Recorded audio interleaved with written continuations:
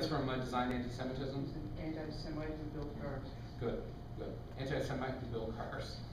All right. Started the anti-Semite newspaper that he sold to people in Dearborn, Michigan.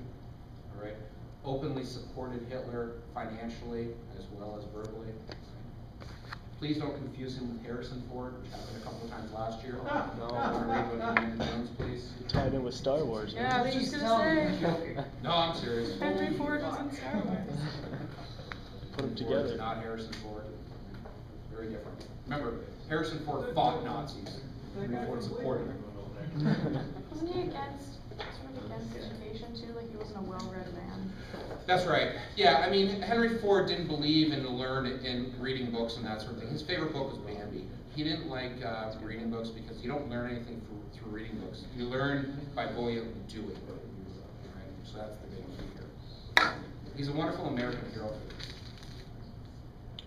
Because that's the ideal of an American hero, someone who achieves knowledge through action instead of achieving it through reading.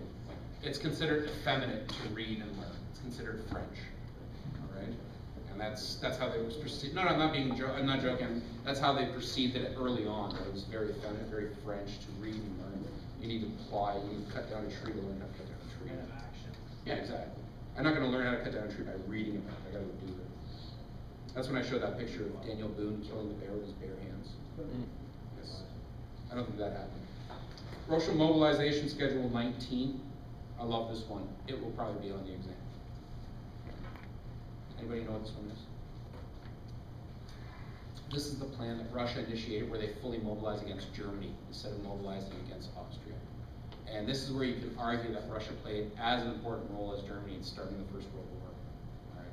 That's the importance of it. It would be under the First World War and Great Depression PowerPoint, and it's just before the Schlieffen Plan PowerPoint, or slide, right, just before that. There should be about 3 slides on this particular thing. It's under the Great Depression and World War I section.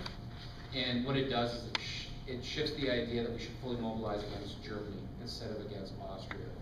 So when Germans see the Russians fully mobilizing, what do they have to do? If you were in Germany, what would you have to do?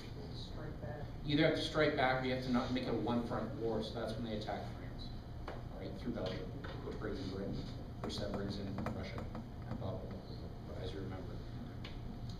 Soviet gulags. Prisons, good.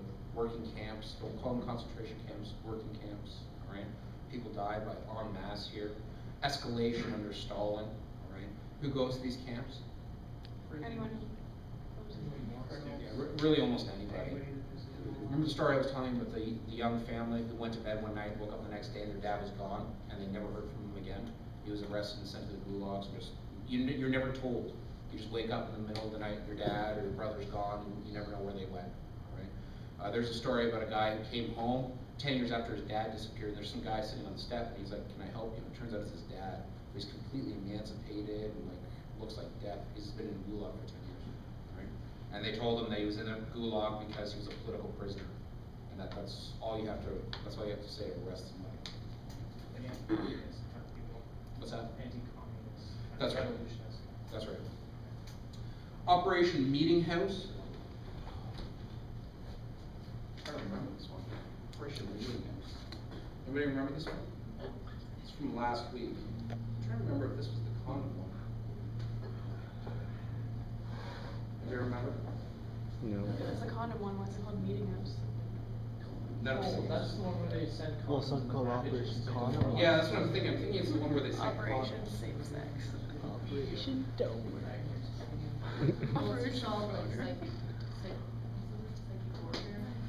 Yeah, it's part of the psychological warfare. I'm pretty sure this is the condom one, guys. Condom. Condom ones. It is. Condemnation. This is the one where they sent giant condoms to the Soviets labeled medium. All right. So it was a morale hit against the Soviets because they're sitting there and they're opening up these giant condoms. They're like, "Holy damn, these are only mediums for Americans. Look how big they are." And this supposedly I'd have a big morale hit against the Russians. All right. They didn't actually initiate it. Don't forget that. They didn't actually do it. Ernest Zundel. Wait, they didn't actually send one? No, they didn't actually send it. No. They decided it wasn't rational. Didn't happen. Didn't happen. Okay. That sucks. Yeah, it would have been hilarious. That would've been funny. See what would happen. Maybe they could have won the Cold War in the 1960s. All because of Earth. Ernest Zundel. Ernest Zundel. See the German Canadian? German Canadian. Yep. Yeah. Anti-Semite? Yeah. Yep. Tried to get Schindler's List banned in Canada. That's right. Schindler's List. Good. Yep. Exactly. Yep. Any others? Wait, tried to get, Schindler's List banned. oh.